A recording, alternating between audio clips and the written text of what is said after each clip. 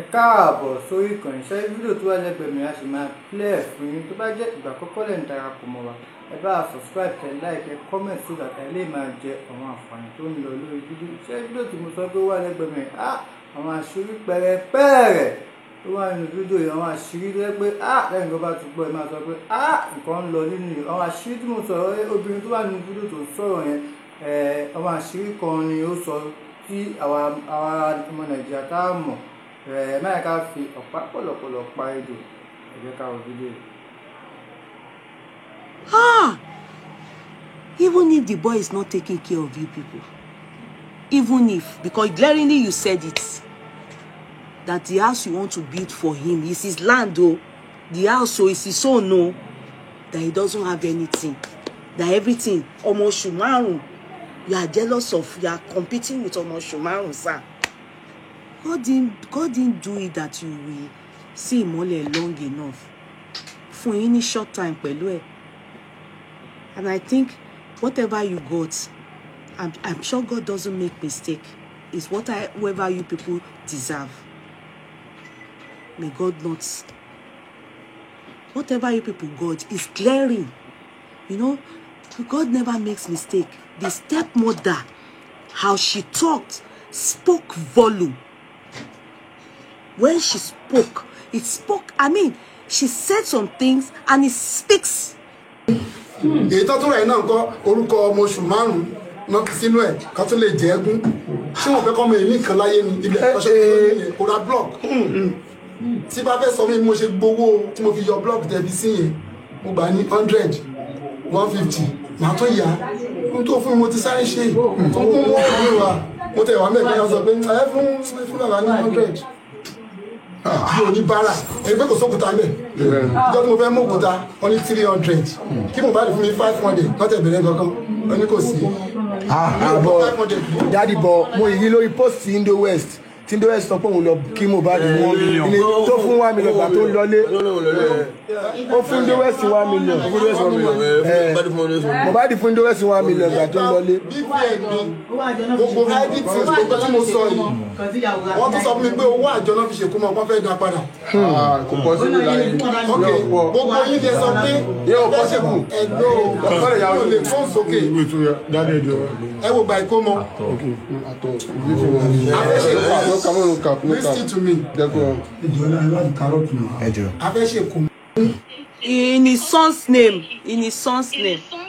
Or his wife's name, which is not bad. He's even a very, very smart boy for that age. I'm 29 years old. I don't have block.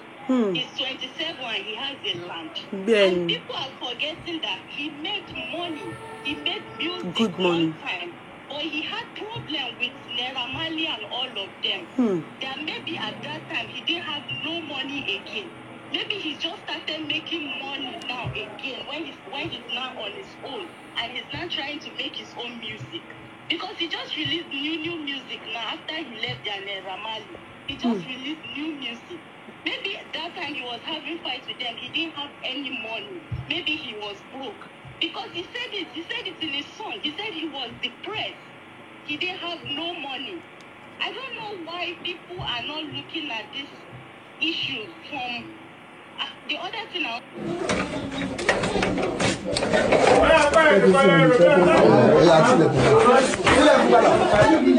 Daddy, ẹjọ́ má bínú daddy.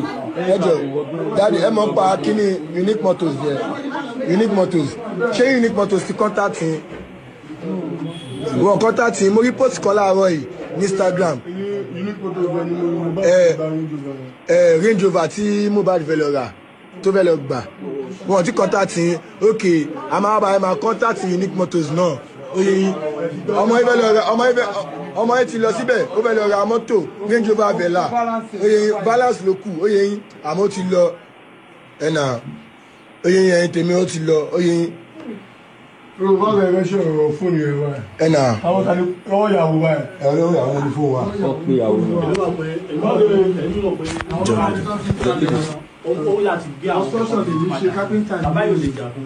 Kápẹ́ntà ní mí o. Tẹ̀sí ìyá ìdájọ́ ọlọ́pàá ní kápẹ́ntà ní.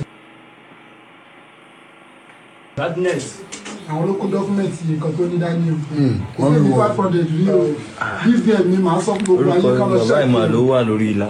Ẹ̀yin nígbà tí sọ BVN sà. Wọ́n sọ ní wọ́n ṣe mi pé tí wọ́n bá parọ́ ayé kọ̀ǹpútà láwa yìí. Wọ́n lọ wo ti mọ̀mọ́ Cynthia.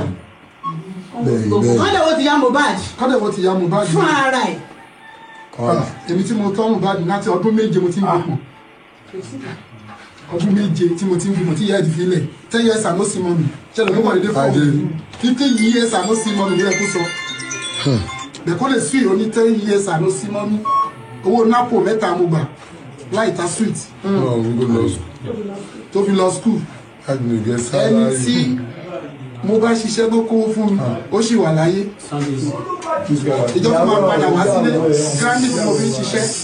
granite tí mo fi ń ṣiṣẹ́ kápẹ́ntà ni mo lọ tà tó fi padà wá ní. Because you can't even be answering question. Which useless question? His eyes are too dry to be a real father. That is my take. God bless you. Thank you, ma. Thank you, ma. Let me quickly call this. This please. After this, no, I can't do again, Joe. Please let me go on. Okay, call me. Can you? Hello.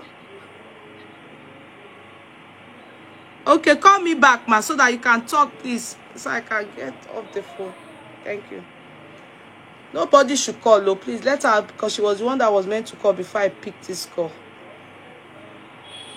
So we can hear her.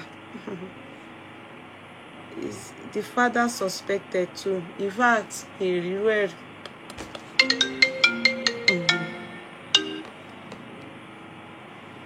Hello? Now, with all clarity, that is Mohbad's mom in cream, lacy wear. In fact, stories have it that her mom is also alive. So it means that Mohbad's mom is very much alive and grandmom very much alive. And that is Mohbad's mother-in-law in black jacket going to America, escorted by Mohbad's mom in cream.